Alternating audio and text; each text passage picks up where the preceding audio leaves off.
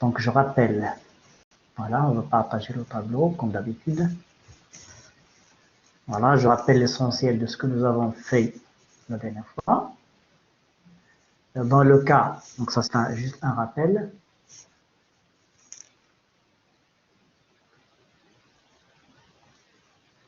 Pour une perturbation constante,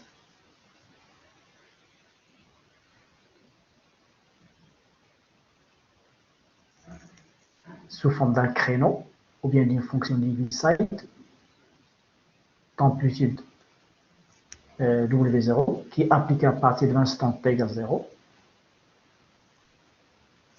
nous avons trouvé que la probabilité de transition de l'état I vers l'état F au premier ordre T à peu près, c'est le coefficient CF, donc c'est W 0 FI au carré divisé par H bar carré multiplié par la fonction F de T oméga FI. Et cette fonction, nous l'avons définie comme suit: F de T oméga FI, c'est la fonction sinus carré, sinus de oméga FI T sur 2 divisé par oméga FI sur 2 au carré.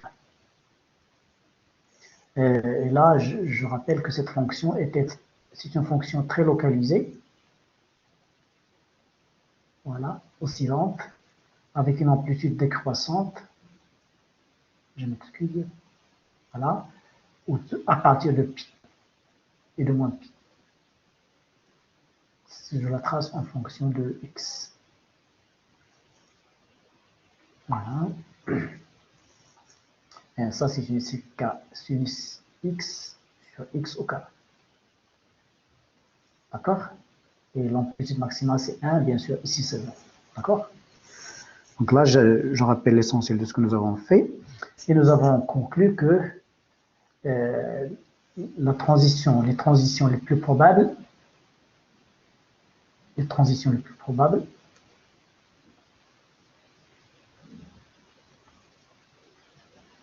plus probables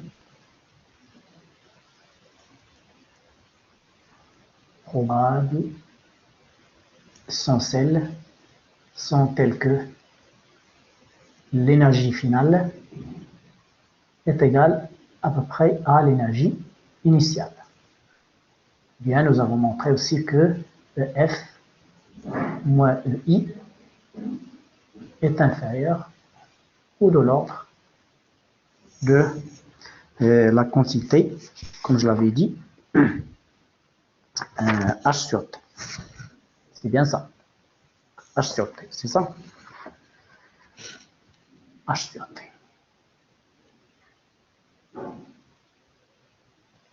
C'est-à-dire que EF à peu près égale EI à cette incertitude près, à delta E, qui est égal à H sur T près. Ça, on peut le considérer comme la limite d'incertitude. D'accord? Et j'ai insisté sur le fait que cette quantité est tellement faible parce que H, c'est 10-34 et le temps est quand même, on attend suffisamment longtemps. Donc voilà. Alors maintenant, je reviens. On va traiter un autre cas. C'était les exemples. Donc, deuxième exemple, c'est le cas d'une perturbation sinusale.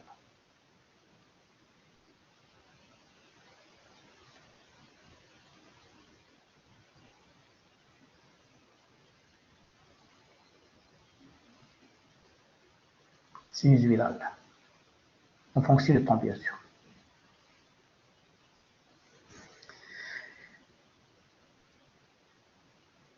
C'est-à-dire, par exemple, WT un terme constant, W0, multiplié par une fonction sinusoïdale telle que la fonction sinus ou bien la fonction cosinus. Donc je mettrai cosinus. Cosinus d'une pulsation oméga t.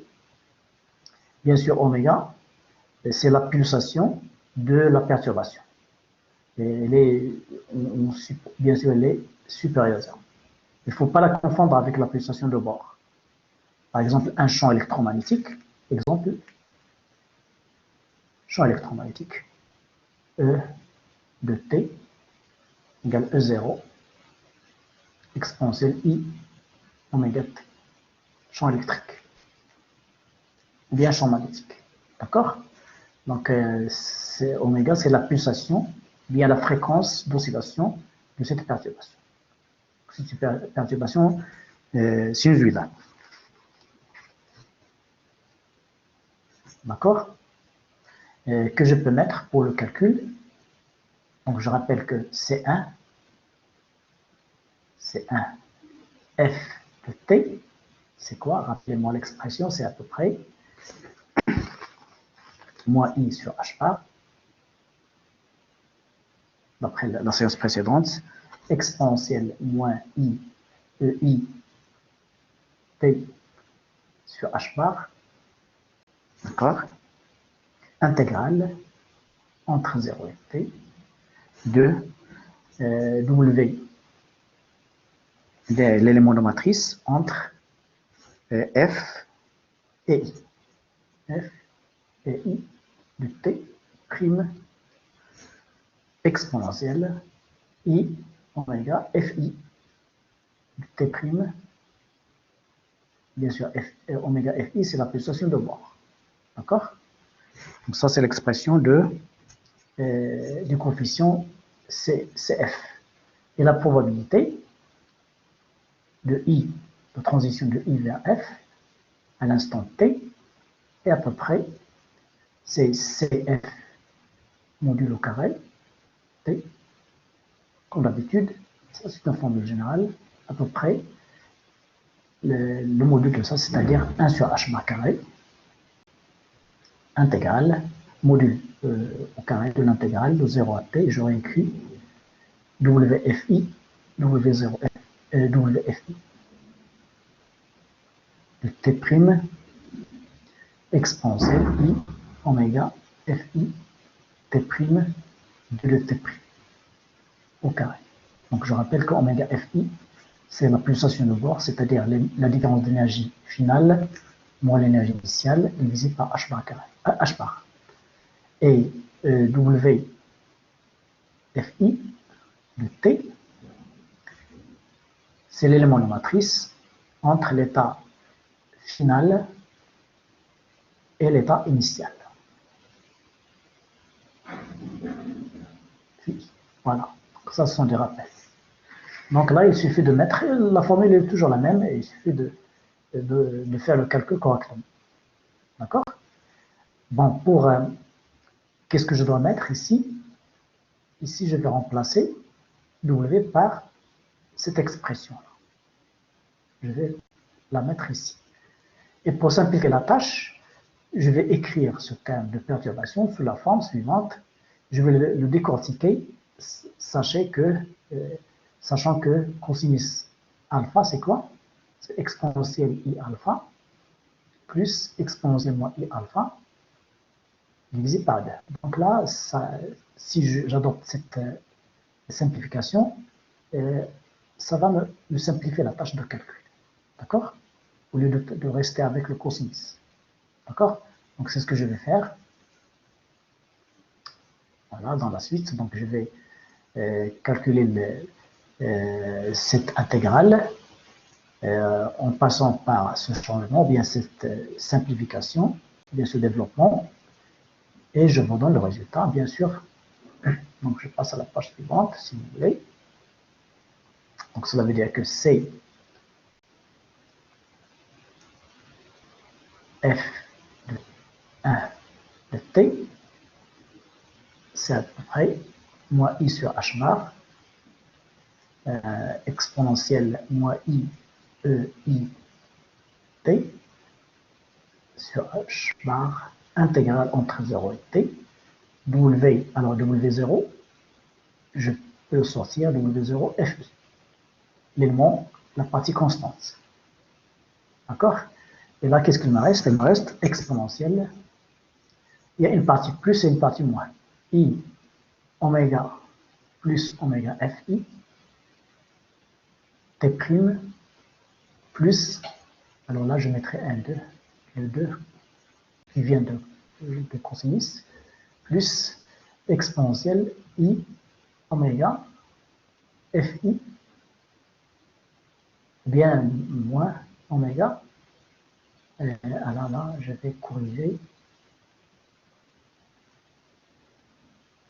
oméga moins oméga Fi. D'accord? Le moins avec moi, ça fait plus.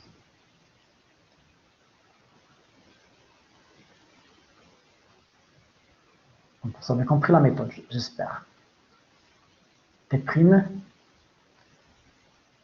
voilà, D de T'. Donc, les choses deviennent très simples maintenant. Ce sont des intégrales qu'on peut calculer facilement.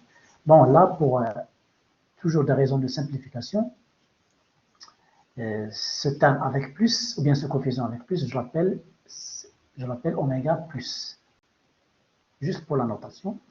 Et là, je note oméga moins. D'accord? Donc, ça fait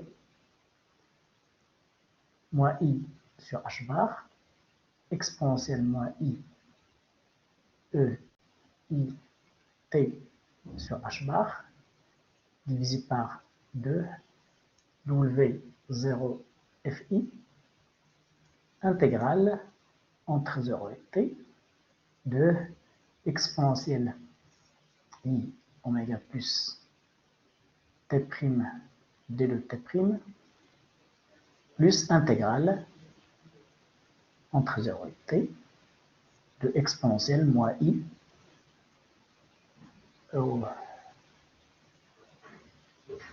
oméga plus oméga moins t', d de t'. Voilà. Et bien sûr, chaque intégrale, je peux le calculer facilement. Donc, chaque intégrale, vous allez voir que chaque intégrale va vous donner la même expression que celle de ce que nous avons fait dans la séance précédente. Donc là, cette intégrale-là, en fin de compte, ça va nous donner la probabilité. Donc, voilà. Donc, vous avez compris la démarche. La probabilité de transition de l'état I vers l'état F à l'instant T, c'est pratiquement premier ordre, bien sûr. Bon, là, si vous voulez, je peux quand même vous aider pour simplifier la tâche davantage. Voilà, je vous donne C1, F de T à peu près, c'est moins I sur H bar, exponentielle moins I T, EI T sur H bar, W0 Fi, divisé par 2.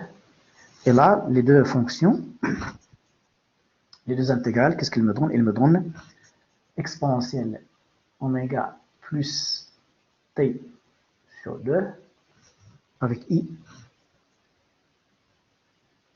D'accord? Sinus oméga plus T sur 2. Vous pouvez le faire vous-même, divisé par oméga plus sur 2. Et pour la deuxième intégrale, c'est exponentielle I oméga moins T sinus de oméga moins T sur 2 divisé par oméga moins sur 2. Voilà. bien sûr, l'élément de matrice il est là. D'accord? Alors maintenant, je peux passer à, donc d'où la probabilité de transition de l'état I vers l'état F à l'instant T, qui est au premier ordre égale à CF1 T au carré, le module carré. Donc là, ce terme-là va, ce facteur de phase va donner 1, le h bar carré, le 2 ça donne 4, W, donc ça donne W 0 FI au carré sur h bar carré. Alors le 4 qui est là, je peux il simplifier avec le 2. Mais je peux le garder 1 sur 4. Voilà. Et là, ces deux fonctions, rappelez-vous, d'après les notations de la séance précédente, cette fonction-là, je l'appelle f de t oméga plus. Celle-ci, elle a la même forme. Non, c'est passé. C'est après. Bien, ça va donner. Donc celle-ci, ça donne f de t oméga plus qui vient d'ici, plus cette fonction-là va donner f de t oméga moins. Je rappelle que f de t oméga plus ou moins, c'est la fonction que nous avons définie la dernière fois, c'est sinus de oméga plus ou moins t sur 2 divisé par oméga plus ou moins sur 2 au carré. Voilà la fonction, la fameuse fonction sinus carré de x sur x carré. D'accord? Seulement, ce qui change, c'est le plus ici et le moins ici. Donc là, vous avez la superposition de deux fonctions f plus f de t oméga plus et f de t oméga moins. D'accord? Mais là, pour être quand même sincère avec vous, qu'est-ce que j'ai fait? En fait, cette expression-là, je vais la réécrire. Bon, oublions cette partie. Celle-ci, je l'appelle z plus, et là, c'est plus z moins. D'accord? Celle-ci, toute cette partie-là, je l'appelle z moins, et cette partie, je l'appelle z plus. Donc, pour calculer la probabilité de transition, je dois calculer, bien sûr, en ignorant cette partie, je dois calculer z plus z moins au carré, module carré. Donc là, je rappelle que z plus z moins au carré, c'est quoi? C'est z plus z moins multiplié par z plus étoile conjuguée plus z moins étoile, c'est-à-dire conjuguée. Donc ça fait z plus modulo carré plus z moins modulo carré plus z plus z moins étoile plus z moins z plus étoile. D'accord? Donc là, ce qui a donné la fonction f plus, ça donne f de t oméga plus. Ce terme-là a donné f de t oméga moins. Et là, on peut remarquer que j'ai ignoré ce terme-là. Donc ce terme-là, on l'a négligé. Donc ici, donc dans l'expression, et vous allez comprendre pourquoi on a négligé ce terme-là, de P, IF, de T, on a négligé, on a négliger les termes Z plus, Z étoile moins, plus Z moins, Z étoile plus. Ce sont des termes de croisement. D'accord? Et là, on va, par la suite, je vais vous dire pourquoi. Donc, on va justifier ceci par la suite. Donc, ne vous inquiétez pas, je vais quand même vous expliquer pourquoi on a négligé ce terme. D'accord?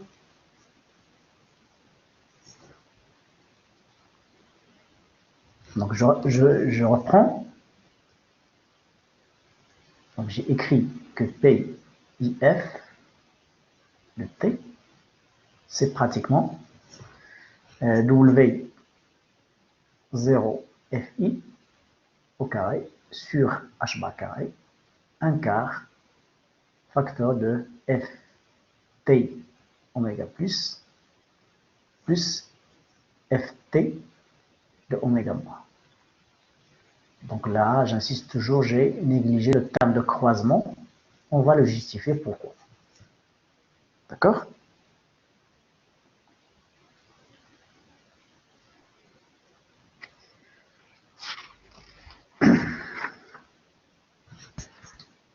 Donc pour justifier cette négligence, on passe à l'analyse de ce résultat. Donc, analysons le résultat. On va commencer par les règles de sélection. Ce qu'on appelle la règle de sélection.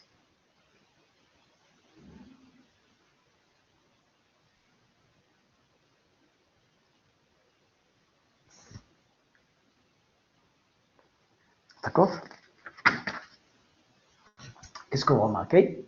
Vous remarquez bien sûr que f de t oméga plus ou moins, c'est tout simplement sinus carré, sinus de oméga plus ou moins t sur 2 divisé par oméga plus ou moins sur 2 au carré.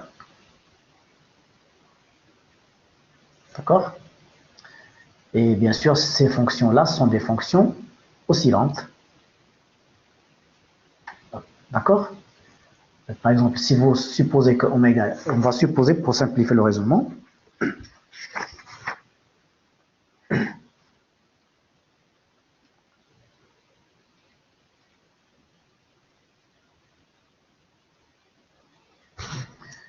d'abord on peut montrer, ou bien on peut remarquer que la transition,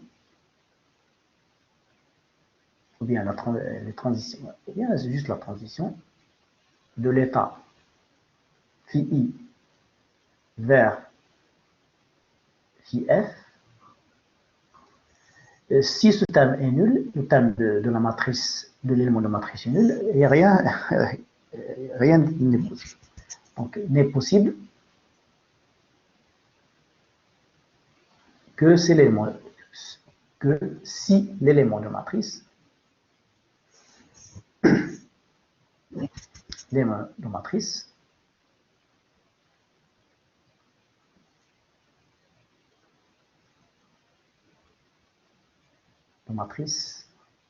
W FI, il y a 0 FI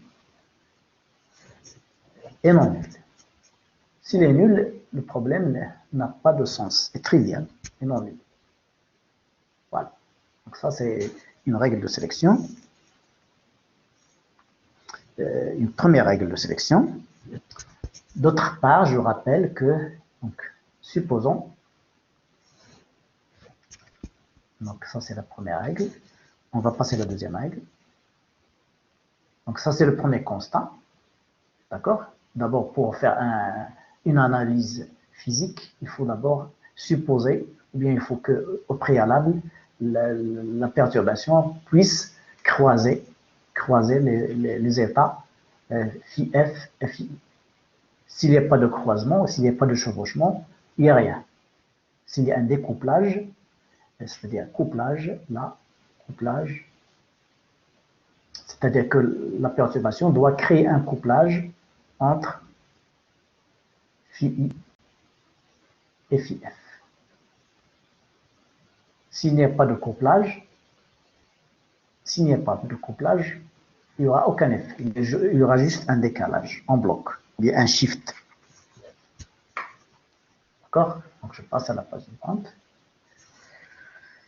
Là, on va mettre un phénomène de résonance. Là, c'est vraiment le point essentiel de ce résultat. La partie essentielle de ce résultat, la résonance. Et le phénomène d'émission et absorption.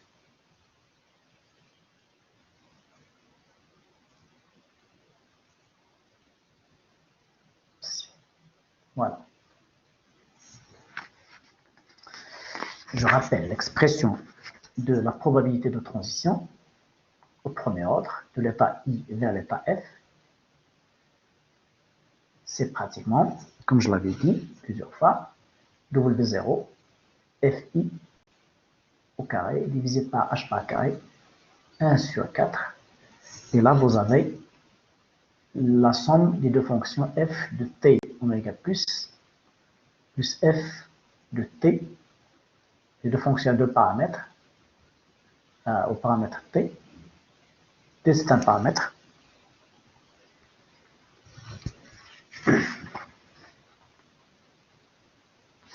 Vous remarquez que cette fonction, bien sûr, je rappelle que f de t, toujours des rappels pour ne pas oublier, c'est sinus oméga plus ou moins t sur 2 divisé par oméga plus ou moins sur 2 au carré.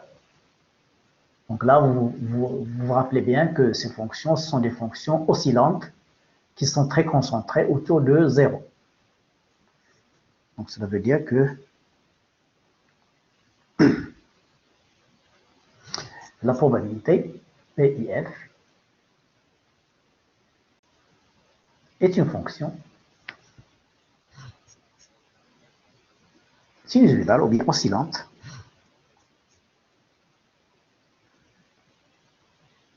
en fonction du temps, en fonction du temps.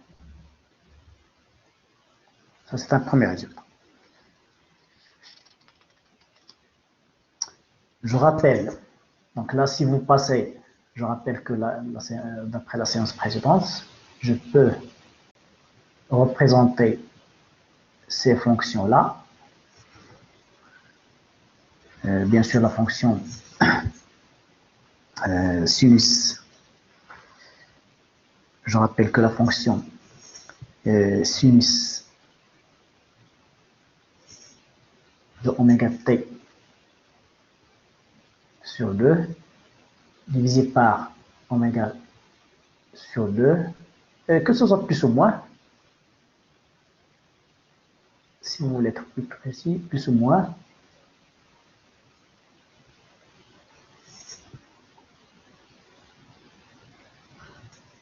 cette fonction-là, comme je l'avais dit la dernière fois, si on attend longtemps, au t tendant vers l'infini, si je divise par pi, ça tend vers la distribution de Dirac. Θ au point oméga plus ou moins Dirac. Ça, c'est le résultat que nous avons montré la dernière fois. Donc, si on attend suffisamment longtemps pour que le temps puisse être considéré comme tendant vers l'infini, cette fonction-là, bien sûr, au carré, elle tend vers Dirac. C'est-à-dire, ce sont des fonctions très localisées autour de 0. Si je travaille en termes d'énergie, je la représente en termes d'énergie, F moins EI, d'accord? Là, c'est le 0. Et là, donc, ça, si je divise, je fais la normalisation comme je veux. Donc là, je passe de oméga à F moins EI. Donc ça donne, bon là je représente Donc ça c'est f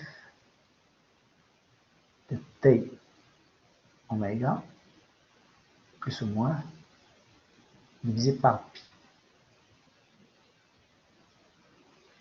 Donc en faisant des petits changements, je peux représenter f de t, bien sûr ef moins ei, c'est les fonctions de ef moins ei et de oméga.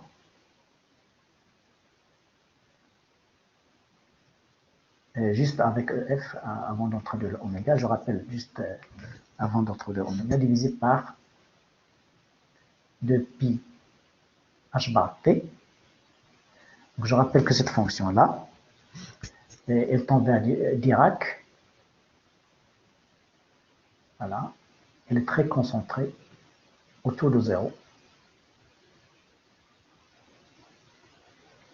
Bien sûr, ici, les unités vont changer, ça c'est sur le 0. Et donc là, la hauteur, comme je l'avais dit, la hauteur c'est,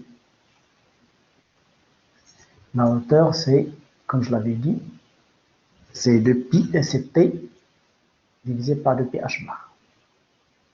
Et la largeur, cette largeur-là, c'est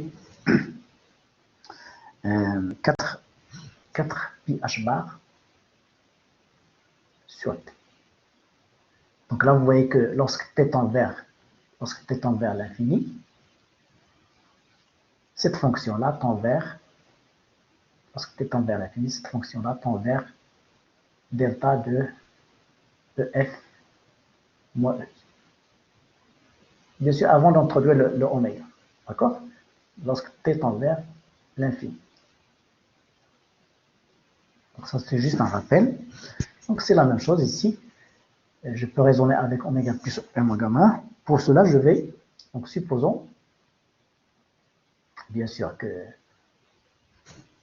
oméga est positif, bien sûr oméga, nous avons supposé qu'elle est positive.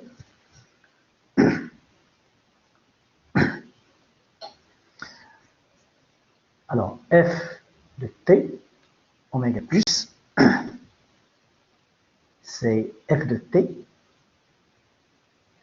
oméga fi,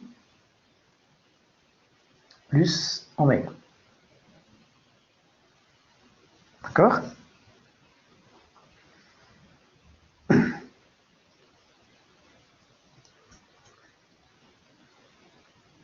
Je peux passer en termes d'énergie. Cela veut dire que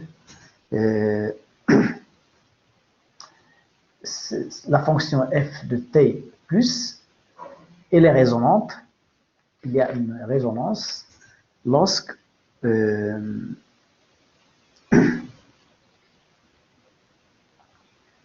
donc là, on suppose que oméga est positive. Donc f de t oméga plus, c'est f de t oméga fi plus oméga, c'est-à-dire f de t f moins ei. Si je veux donner à oméga une dimension d'énergie, c'est h bar oméga plus h bar oméga.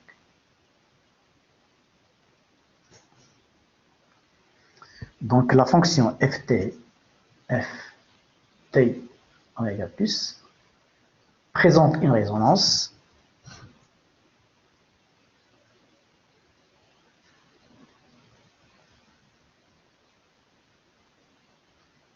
lorsque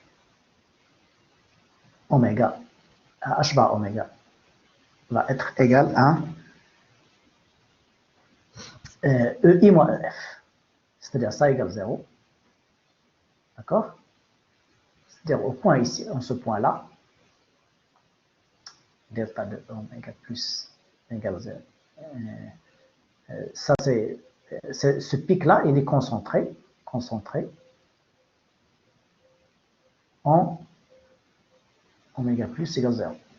Donc cela veut dire que h bar oméga égale à ei moins ef.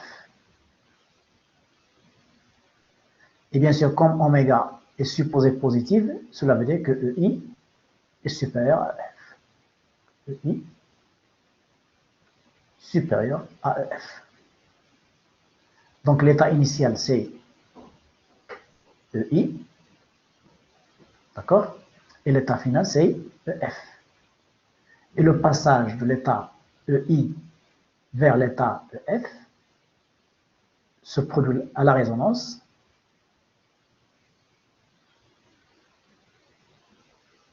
c'est-à-dire lorsque oméga plus égale 0, et ça correspond à un passage d'un niveau supérieur à un niveau inférieur. Et ce passage-là, vous avez appris en physique atomique, bien en physique, oui, en physique atomique, que lorsqu'un électron passe d'une orbite à une orbite plus proche, il émet de l'énergie sous forme de photon. Donc là, c'est l'émission d'un photon d'énergie H bar oméga. Bien sûr, parce qu'il y a conservation d'énergie.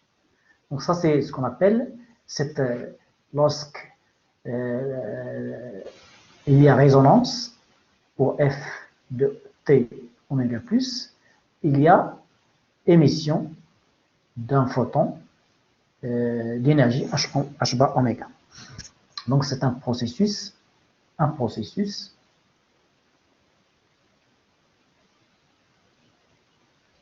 d'émission.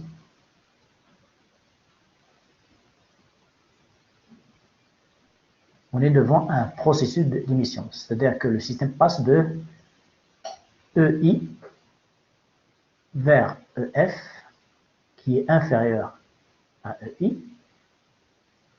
en émettant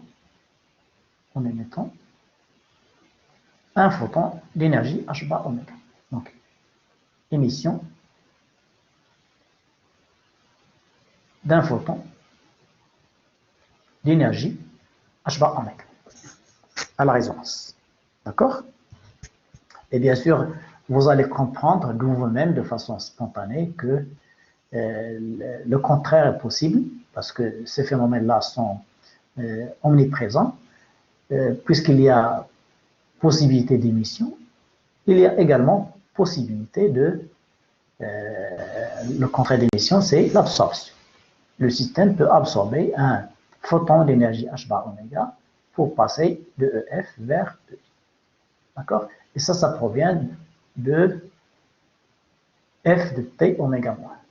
Donc F de T oméga plus donne la résonance pour oméga plus, et ça s'accompagne d'une émission de photons, et le contraire se fait, c'est-à-dire l'absorption se fait avec la fonction F de T oméga moins. D'accord? Donc je vais passer à la page suivante.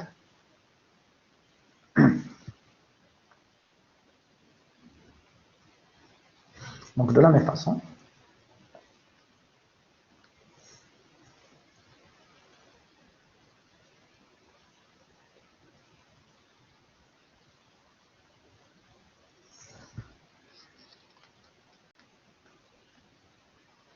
la fonction, bien le terme,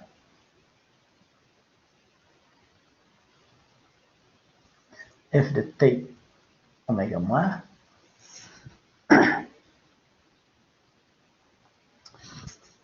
est résonant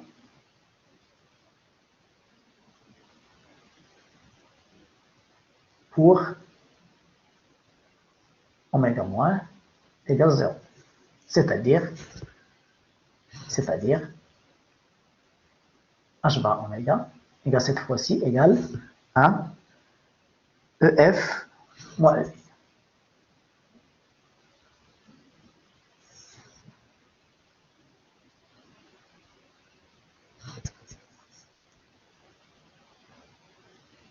Bien sûr, mais cette fois-ci, EF va être supérieur à EI.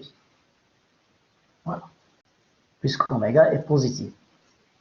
Donc là, c'est un phénomène d'absorption. C'est-à-dire que le système passe cette fois-ci de l'état EI vers l'état EF, comme ça, en absorbant la quantité H bar oméga. Donc, photon absorption absorption d'un photon d'énergie H bar oméga. Donc, finalement, si je maintiens cette configuration, EI, EF, le système peut passer de EF à EI en gagnant de l'énergie, c'est H bar oméga, c'est l'absorption.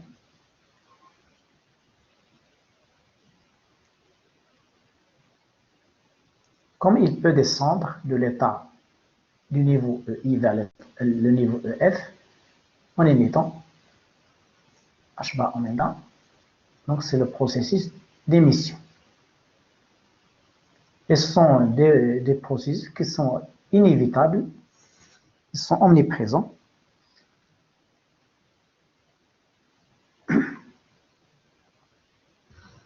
D'accord? Donc là, on aboutit à la notion de résonance, la notion d'émission et absorption. Et maintenant, vous allez comprendre. Alors maintenant, on peut comprendre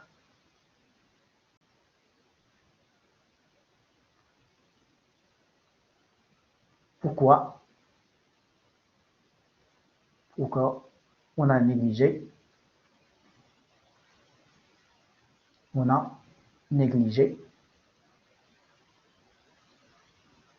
le terme en F T plus F T moins. C'est-à-dire, je m'excuse, peut-être Z étoile plus Z moins et Z étoile moins Z plus. Pourquoi? Parce que ces termes-là, donc les termes croisés, c'est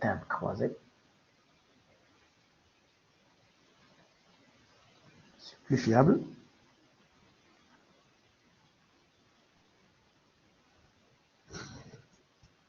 C'est-à-dire tout simplement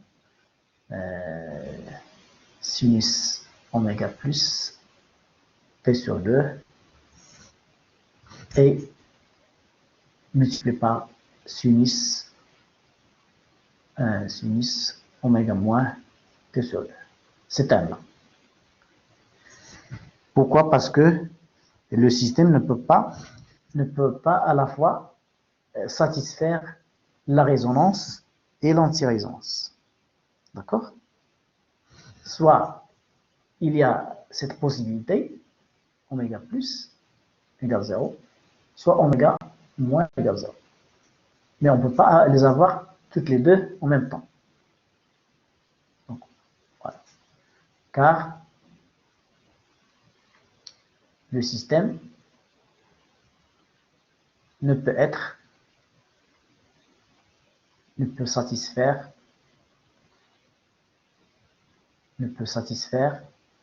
les deux conditions. Donc, je vais passer à la page suivante. Donc, il ne peut satisfaire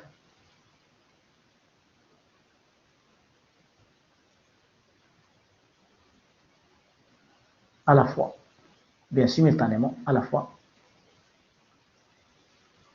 oméga plus égale 0 et oméga moins égale 0. Pourquoi? Parce que en fait, là, les deux fonctions sont symétriques.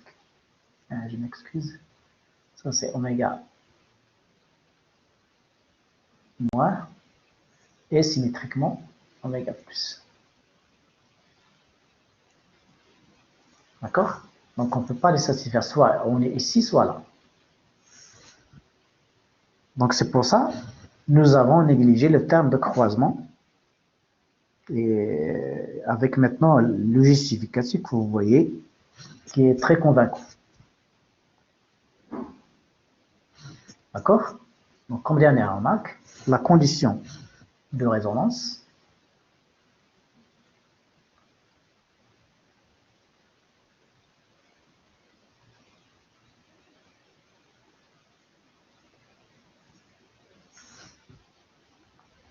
est imposée par les deux fonctions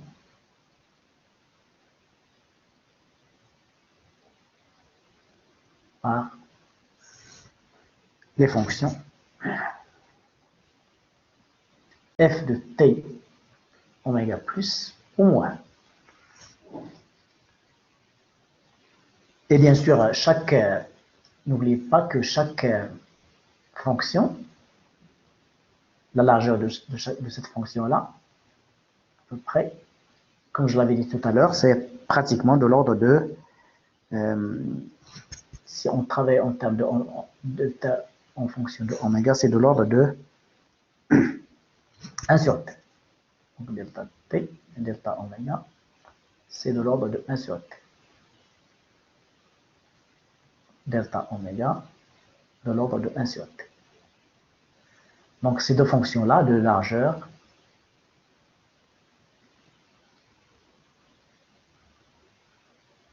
delta oméga de l'ordre de 1 sur t. Parce que n'oubliez pas que la fonction que j'ai représentée tout à l'heure, f divisé par 2pi h bar t en fonction de delta E, la différence d'énergie E, tout simplement, c'est 0. Voilà. Donc il avait une largeur, comme je l'avais dit, de l'ordre de 4pi h bar sur t. D'accord? Donc si on travaille en termes de fréquence, le h bar va disparaître et il ne vous reste que le 1 sur t. Et donc, cette condition de résonance est satisfaite par les deux fonctions qui ont une largeur de l'ordre de 1 sur t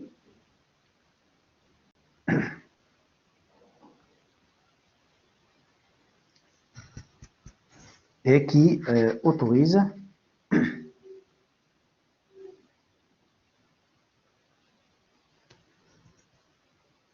ou bien qui permet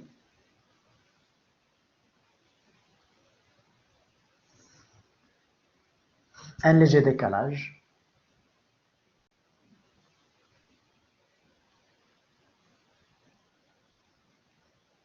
en énergie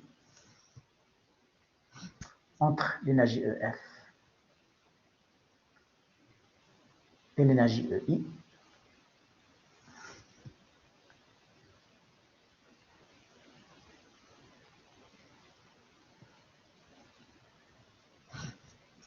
c'est-à-dire EF moins EI, ça bien sûr c'est H bar oméga FI,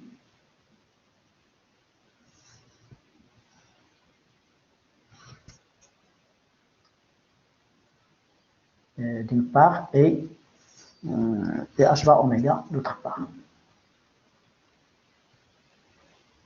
Donc là c'est EF moins EI. Et l'énergie apportée par, bien émise, soit absorbée, soit émise, c'est de l'ordre de H bar oméga.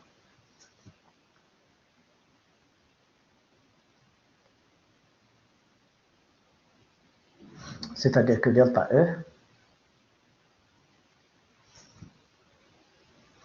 est de l'ordre de, donc si je supprime le H bar,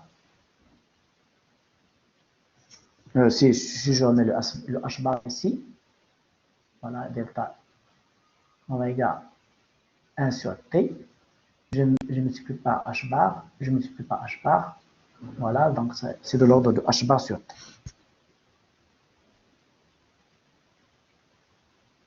Ou bien, delta E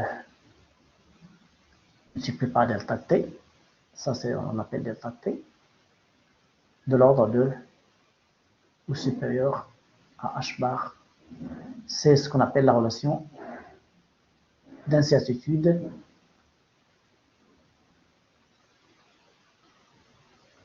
de Heisenberg qui concerne l'énergie-temps. Donc ça, nous l'avons déjà confirmé la dernière fois. Énergie-temps.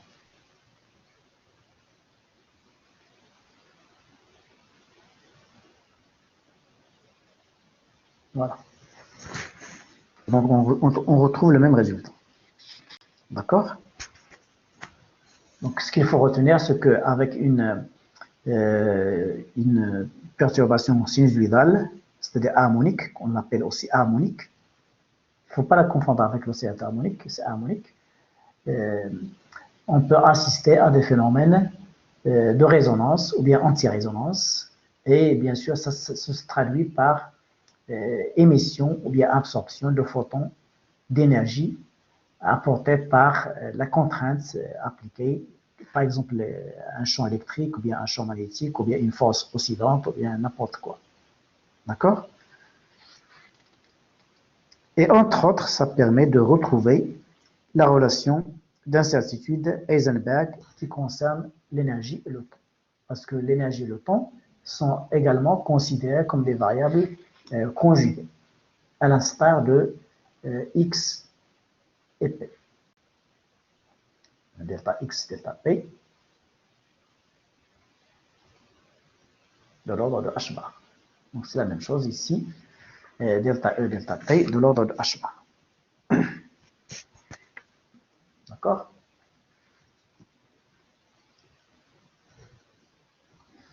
Il y a quand même un petit avertissement qu'on doit faire. On finit par cette remarque, la validité de ce résultat du calcul au premier ordre.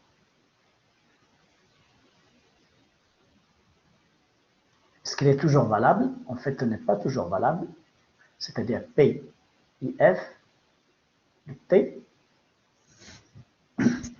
À peu près, nous avons trouvé que c'est, dans ce cas-là, oméga W0 FI au carré divisé par H bar carré, 1 sur 4, facteur de F de T, oméga plus F de T, oméga moins. En fait, ce calcul n'est pas toujours n'est pas valable à n'importe quelle limite. Parce que comme c'est un calcul qui est fait à l'ordre 1, donc ce calcul-là, donc cette expression, reste valable tant que, valable, bien sûr, ça c'est C1 ft au carré. Cela veut dire que ce coefficient est très petit devant 1, tant que Cf de t reste inférieur devant 1. Voilà. En dehors de la résonance, donc s'il n'y a pas de résonance, donc hors de la résonance,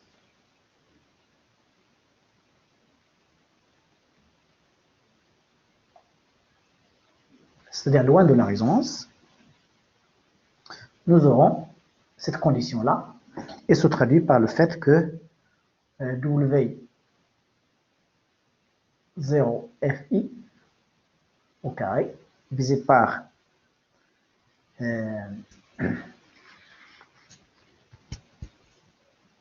bien sûr loin de la résonance, c'est-à-dire dans cette région-là. N'oubliez pas que la résonance se fait pour oméga plus et oméga moins. Donc, loin de ces, ça c'est oméga plus et oméga moins. Cela veut dire que W0FI au carré, il n'y a pas de carré ici, parce que je manipule le coefficient C. En fait, cette condition-là, je l'applique à CF, tout simplement, CF de T. Je raisonne sur CF de T. D'accord?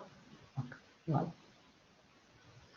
Donc, W 0FI divisé par H bar.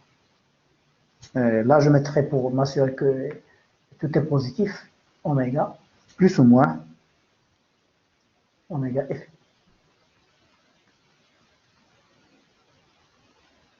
Dans le cas plus et dans le cas moins. Ce coefficient-là doit être inférieur, très inférieur de 1. Donc cette condition, ces deux conditions sont équivalentes. W0 FI sur H bar, facteur de oméga plus ou moins oméga FI en valeur absolue. Bien sûr, à condition, comme je l'avais dit, que hors de la résonance, c'est-à-dire avec oméga plus ou moins différent de oméga FI.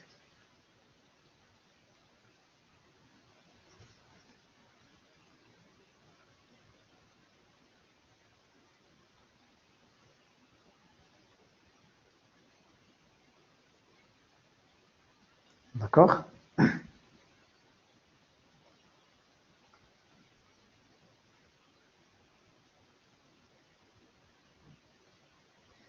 Par contre, si la fréquence oméga, c'est-à-dire la fréquence de la perturbation, coïncide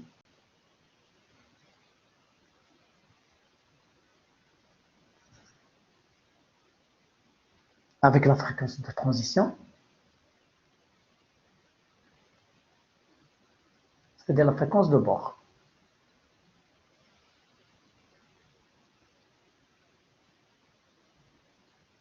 Je rappelle que ce passage de I vers F s'accompagne, ou bien se fait avec une fréquence oméga FI. Donc là, avec la fréquence de transition oméga FI.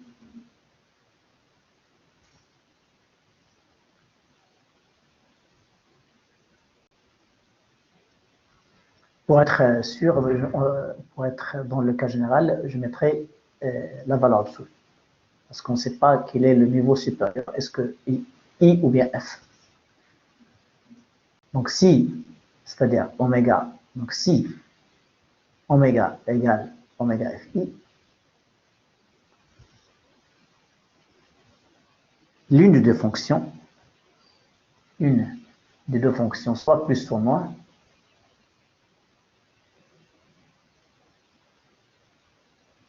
on reste dans le cas général, T plus ou moins,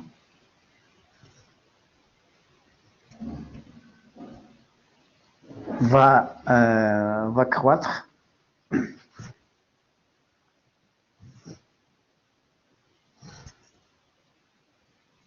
ça on peut le montrer, croît en TK.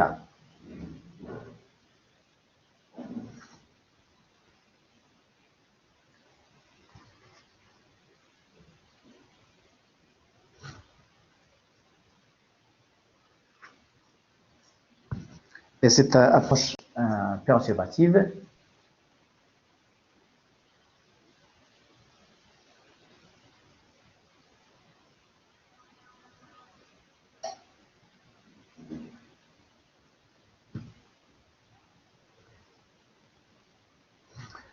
donc là, puisque dans ce cas-là, les deux fonctions vont croître en fonction de t carré,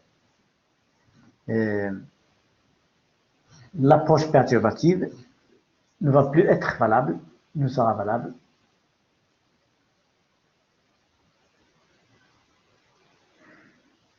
que pour des temps qui sont suffisamment courts, c'est-à-dire de très faibles valeurs de temps, pour des temps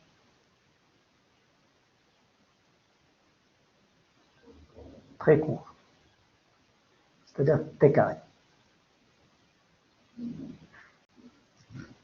C'est-à-dire W0FI sur H bar. Bon, là, je travaille, pour la fonction, je raisonne en t carré. Pour cette partie-là, je raisonne en t. Si je multiplie par t,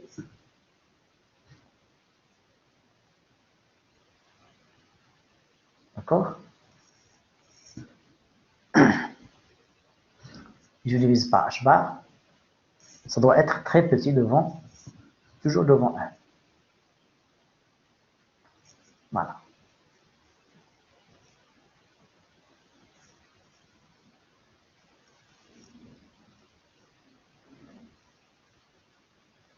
C'est-à-dire que oméga,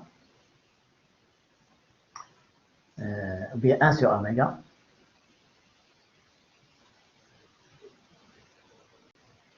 sur t. Voilà. Donc, ça veut dire que l'élément de matrice de la perturbation, W0FI, multiplié par T, divisé par H bar, est très petit devant 1. Donc, ça, c'est la condition de validité de l'approximation au premier ordre pour qu'elle soit valable.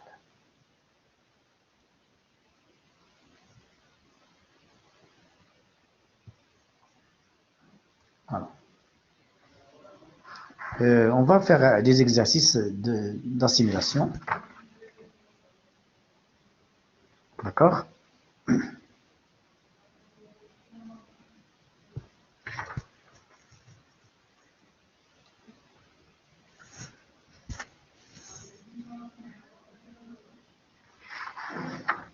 Bon, là, si vous permettez, on va passer à la dernière partie de ce chapitre. D'accord? Voilà, là, je passe à la dernière partie. Donc, je ne sais pas quel est le numéro que nous avons donné, mais c'est vraiment la dernière partie. Et on était un classement, un numéro, je ne sais pas. On va étudier la transition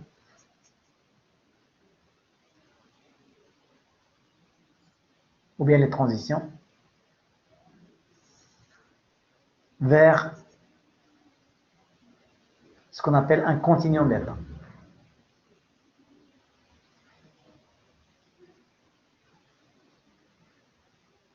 Un continuum. Alors là, c'est UU d'état.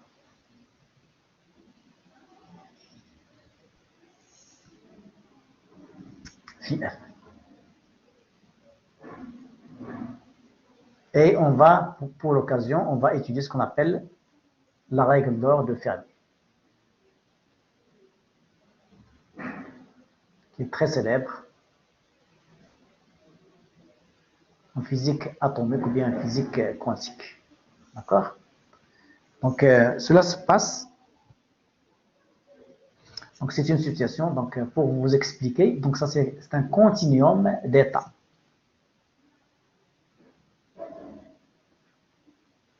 Donc, c'est une situation qui est intéressante et quand même très fréquente.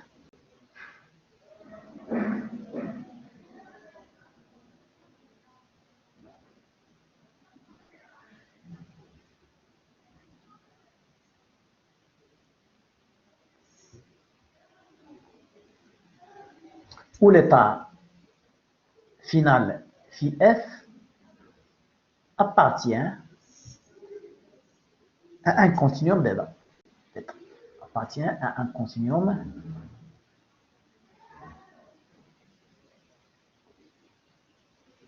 alors U d'état.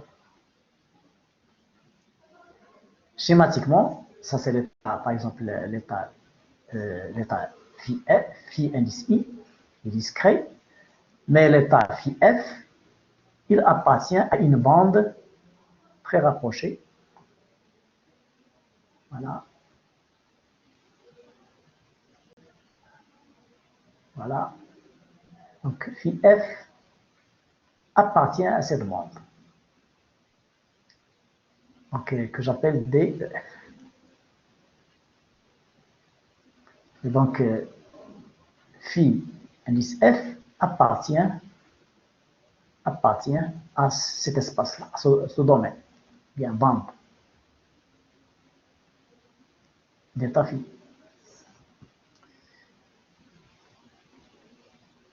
C'est l'exemple, un exemple physique, l'ionisation des atomes.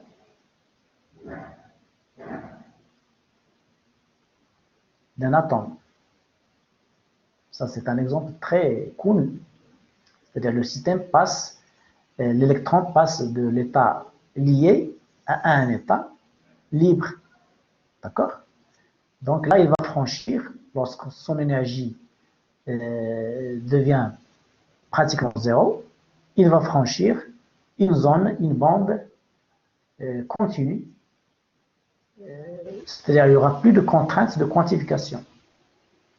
Un autre exemple, donc ça c'est l'ionisation d'un atome, ou bien le phénomène de radioactivité. Radioactivité, c'est-à-dire l'émission lente et spontanée de rayonnement. Et donc le système passe de façon presque continue d'un niveau à l'autre. Et bien sûr, il y a d'autres phénomènes. Donc déjà, ces deux phénomènes sont très connus, l'ionisation d'un atome via la radioactivité.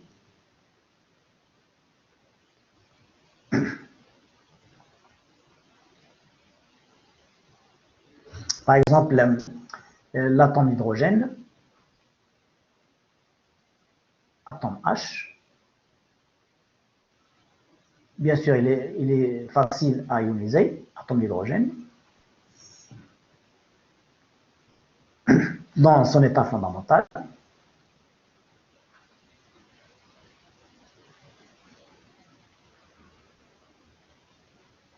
Et tout simplement, pour l'ioniser, qu'est-ce qu'on fait? Éclairer. On va l'éclairer par une radiation, bien par un rayonnement,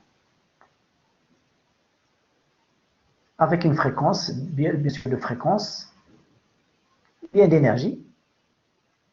C'est-à-dire on lui envoie un photon dont l'énergie est supérieure à l'énergie d'ionisation, de fréquence supérieure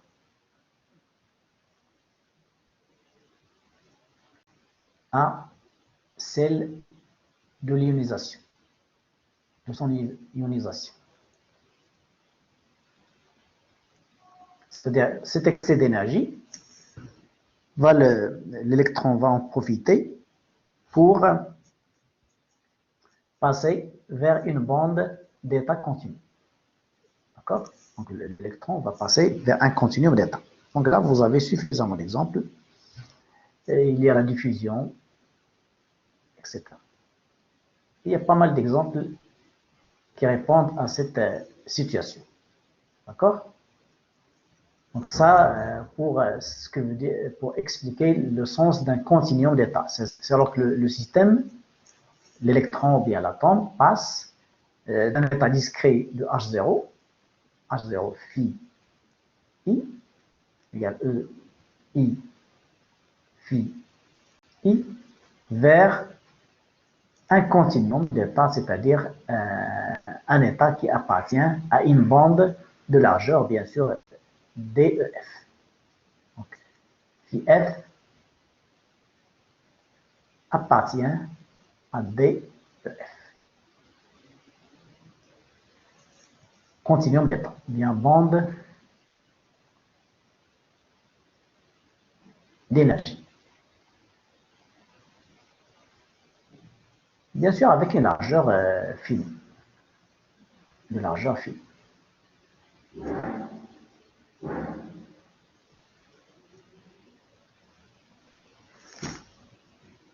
D'accord? Donc là, cette situation-là, elle est très fréquente. On va la traiter parce qu'elle va nous apporter des résultats qui sont très intéressants. D'accord? Alors, pour aborder ce problème, on va considérer juste le cas d'une... Donc, on suppose que ceci est causé par une perturbation qui est indépendante, pour simplifier la tâche. D'accord?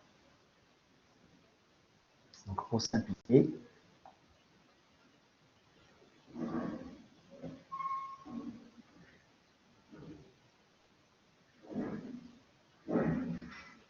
supposons que ceci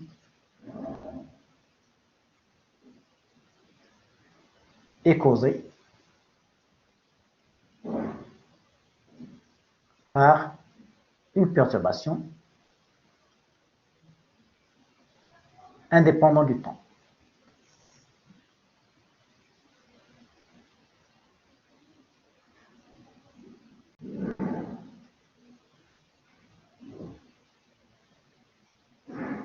D'accord?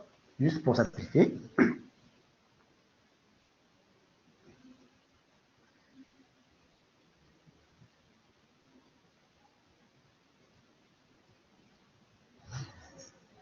Donc, la probabilité, il y a possibilité que le système passe de l'état I vers l'état F. D'accord?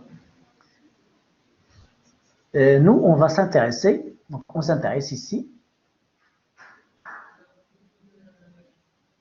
on s'intéresse alors à la probabilité pour que le système quitte son état. Pour que le système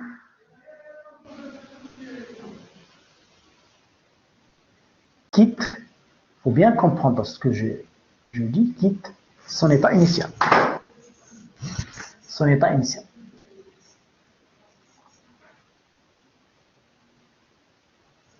Initial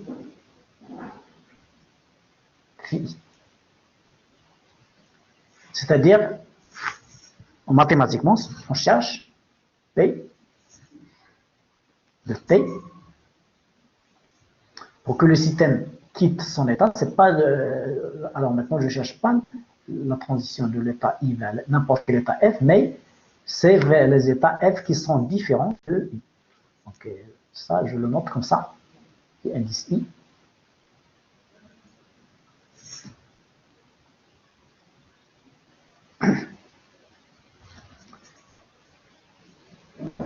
Et ça va être au premier ordre.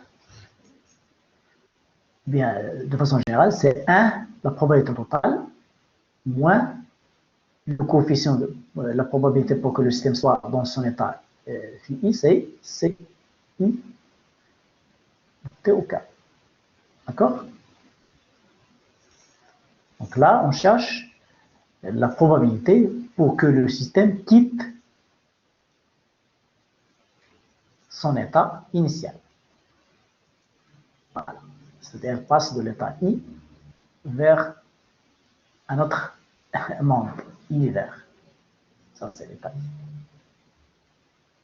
Donc, c'est 1 moins CI T au carré. Bien sûr, si je mets C1, c'est approximatif.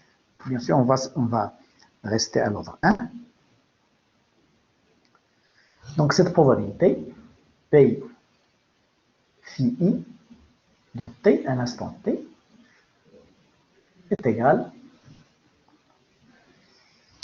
Bien sûr, le système, entre-temps, lorsqu'il quitte son état, il va traverser toute une série, bien une continuité, bien un continuum d'états finaux. D'accord? Donc, bien sûr, ces niveaux-là sont des niveaux qui sont serrés. Par exemple, juste l'atome de bord. L'atome de bord. Si vous représentez l'atome de bord, son énergie, c'est de l'ordre de moins 1 sur n carré. D'accord? Alors, lorsque n tend vers l'infini, les En tendent vers un continuum. Donc, ça, c'est par exemple pour n égale 1, n 2, donc ça, c'est n, etc. Si n tend vers l'infini, devient très grand, les niveaux deviennent très serrés. Par exemple, n égale 1000, n égale 1000, 1001, c'est pratiquement confondu. Donc ça, ce qu'on appelle la quasi-continu. D'accord? Donc la probabilité, cette probabilité-là, c'est la somme sur tous les états F qui sont différents de I. Parce que là, on veut que le système quitte son état initial. Des probabilités intermédiaires, P de I vers F. D'accord? T. D'accord? Et cette probabilité, nous l'avons déjà calculée. Donc, c'est au premier ordre. Voilà. C'est H bar. C'est de l'ordre de 1 sur H bar carré. Nous l'avons déjà calculé. Somme sur tous les états finaux qui sont différents de I. W 0 FI au carré. N'oubliez pas que j'ai considéré le cas d'une perturbation constante. F, la fonction, la fameuse fonction F de T et de oméga FI, c'est-à-dire EF moins EI divisé par H bar. Ce que nous avons appelé oméga FI. D'accord?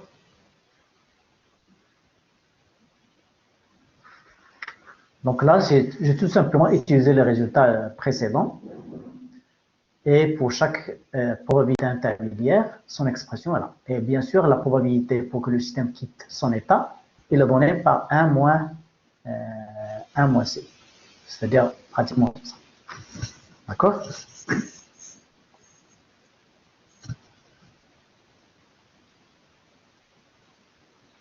N'oubliez pas que cette fonction-là, elle est toujours concentrée f, t, f moins ei, comme je l'avais dit plusieurs fois, est concentrée autour de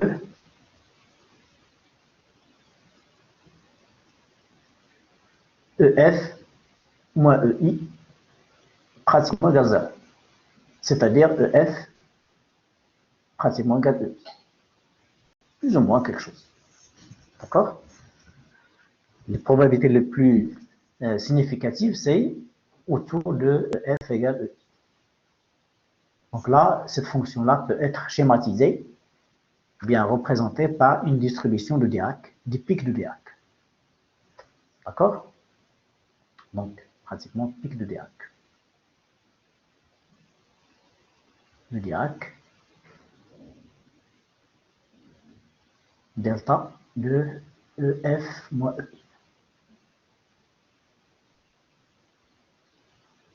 Voilà. Donc, je passe à la page suivante que je vais terminer bientôt. D'accord?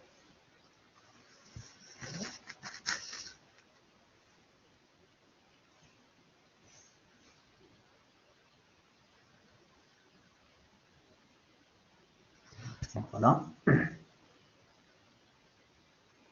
Donc, P de phi I, c'est-à-dire pour que le système quitte son état initial, c'est pratiquement 1 sur H bar carré, somme sur les états finaux différents de I, PIF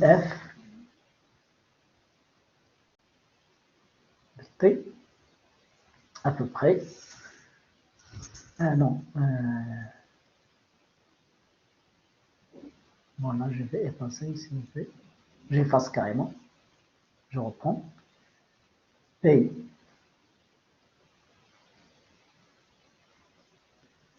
phi I de T, c'est pratiquement, donc j'écris le résultat final, c'est 1 sur H bar carré,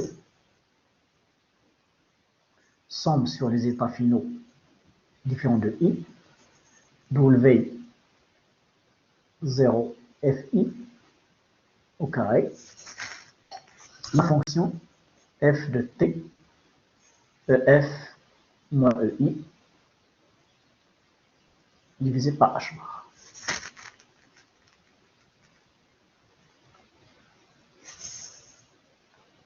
C'est-à-dire proportionnel pratiquement 1 sur H bar carré, somme sur alors là, les F somme sur F différents de I, W0, FI au carré. Alors là, c'est pratiquement la valeur de la fonction au point 0. F de t au point 0. C'est-à-dire les énergies les plus proches de E. Multiplié par la largeur, bien sûr, cet intervalle-là. Lorsque le système passe de I vers la bande continue, cet intervalle-là, il a une largeur delta F. Delta F. D'accord? Multiplié par delta F. Ou bien delta EF.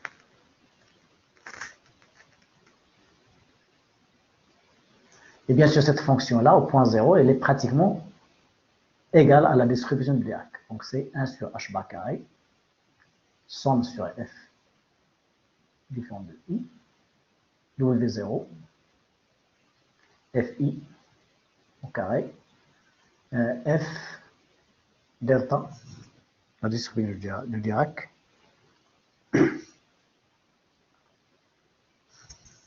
delta de ef moins ei.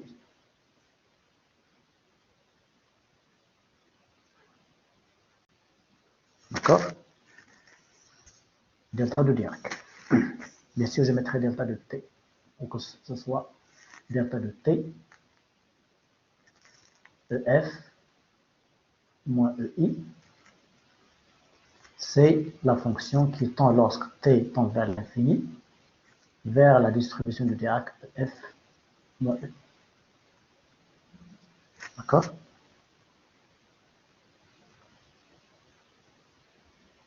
N'oubliez pas, donc rappel, notez bien que delta t de l'énergie E, de façon générale, c'est la fonction f de t,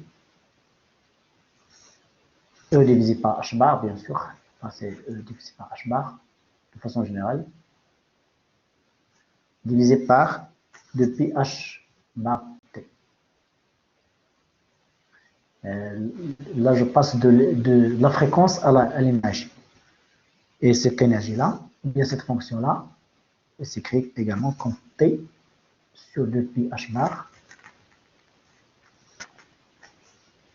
sinus carré, ou bien sinus, de façon générale, de et divisé par 2 fois h bar, divisé par et divisé par 2 fois h bar au carré.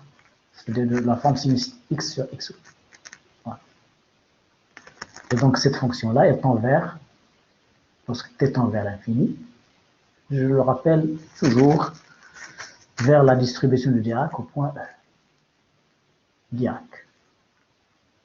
Donc ça c'est juste un rappel. Donc nous avons le droit de exprimer, ou bien de remplacer ici. Et bien sûr, c'est donc ça c'est d'une part. D'autre part, la sommation sur les états f peut être remplacée par une intégrale sur d de e. D'accord? Parce que les niveaux sont tellement serrés. D'accord? Donc là, on peut faire cette approximation-là. Elle est très valable.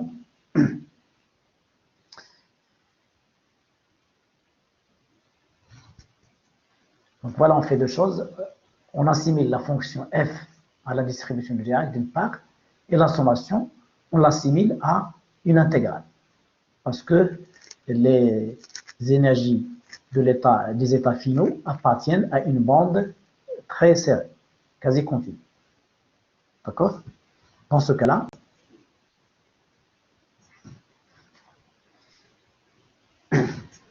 donc, dans ces conditions-là, P de phi i, T,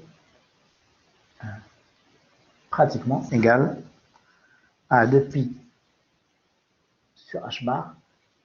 T, j'ai fait le calcul, et là, ce que je trouvais, somme sur les états finaux, somme sur f différent de I, W0 FI, delta T de EI, EF moins E. De toute façon, la distribution de Dirac, elle est paire.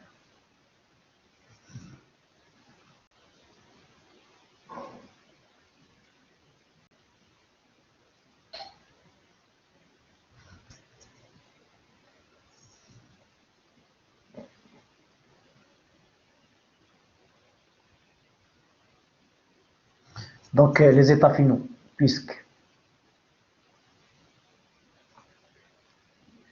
les états finaux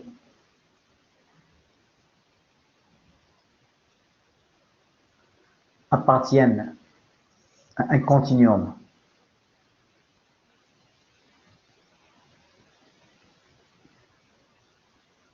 d'états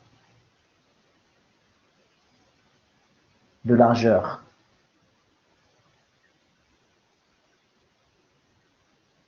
delta EF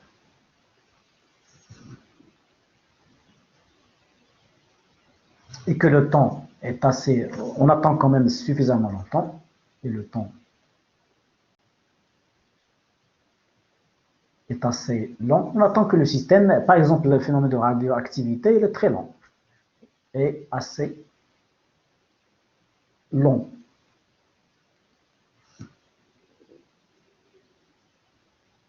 Comme ça, delta T tend vers la distribution de Dirac. Voilà.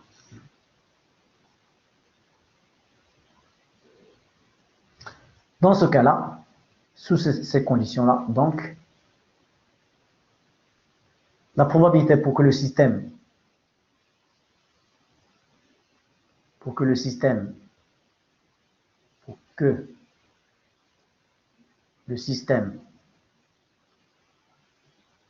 quitte son état initial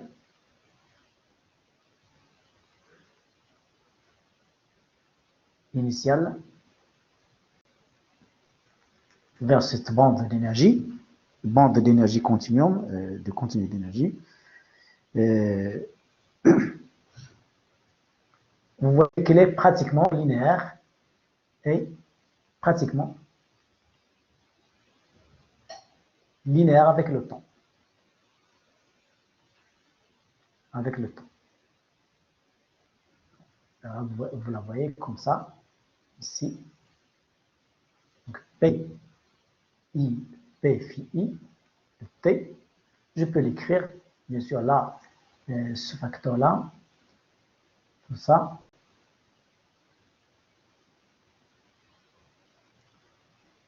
Je l'appelle gamma phi. Donc, c'est pratiquement gamma phi I multiplié par T. Avec gamma phi I égale 2pi sur h bar, somme sur les états finaux qui sont différents de I, entre parenthèses, de W0, l'élément de matrice, Fi au carré, delta T de Ef moins EI. De point de vue physique, là, le gamma, phi I, c'est une probabilité par unité de temps. Donc, c'est ce qu'on appelle un taux de transition, ou bien taux de probabilité. Donc, taux de probabilité de transition. Je vais pratiquement terminer de transition.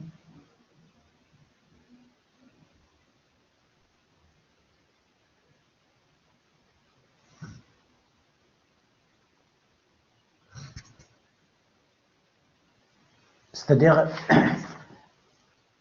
où le système quitte son être. Définitivement, son état initial.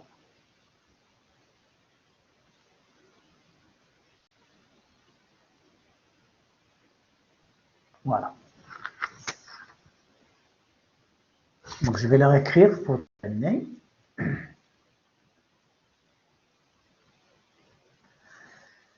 Donc, le gamma de phi i, c'est pratiquement de pi sur h bar, somme sur les états finaux, entre parenthèses qui sont différents de i, de l'état initial, W0, Fi au carré, la distribution du Dirac, delta E, F, moins E.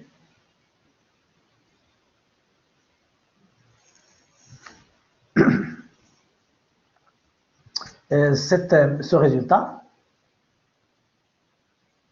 s'appelle, ou bien porte un nom,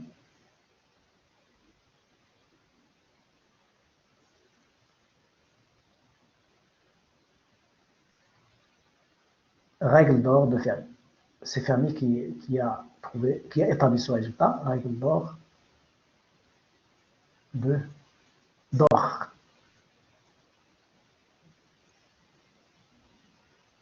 Voilà. Donc, si le temps dernier Mach, pour des temps relativement longs,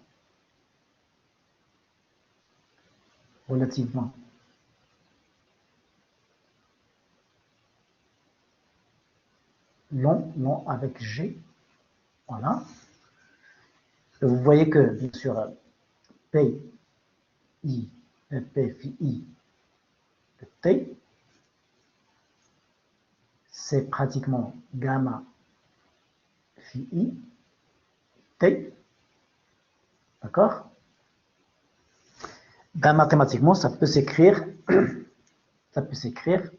comme 1 moins exponentielle moins gamma phi I de T. C'est-à-dire, voilà, 1 moins gamma phi I de T. Donc, cela veut dire c'est gamma phi I de T. Donc finalement, la probabilité, si le temps est relativement long, on peut écrire avec plus de précision que phi probabilité pour que le système quitte son état, c'est pratiquement 1 moins exponentielle moins gamma phi I T. C'est-à-dire que c'est CI de T au carré, c'est-à-dire, c'est pratiquement, ça c'est, je vais noter pour que ce soit clair, CI pratiquement égale à exponentielle moins gamma phi I T. Bon, ce résultat, on peut quand même le démontrer.